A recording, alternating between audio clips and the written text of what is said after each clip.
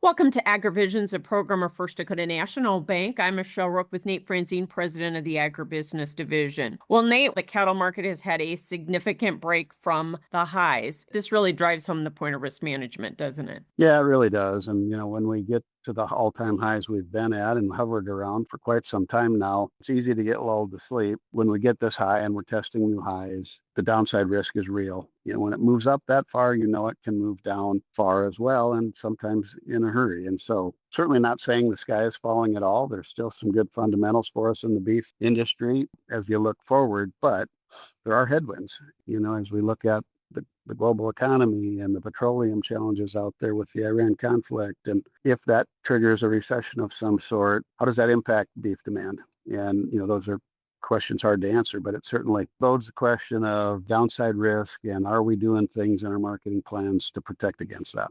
For sure. And conversely, you've got grains, which have had a nice rally here, and producers need to be starting to look at some of these price levels in terms of a marketing plan because they are above last year for sure. Yeah, they're quite a bit above last year, right? And that doesn't mean it's an easy decision. And I understand that inputs are expensive. Certainly there's areas that really need a rain. And so that makes it harder to pull the trigger on marketing decisions as well with a little bit of yield uncertainty out there. So I'm certainly not here saying anybody should bet on the farm. But I think what the point we're trying to make here is prices are a lot better than they were last year. And what's your plan? Is it an opportunity to at least take some of that risk off the table and start making some risk decisions as it relates to the markets? Volatility is nerve-wracking and volatility creates some stress at times, but it also creates some opportunity if you've got a good plan and you're paying attention and you're willing to execute on it. Some good advice. Thanks so much, Nate Franzén with First Dakota National Bank and today's Agrivisions.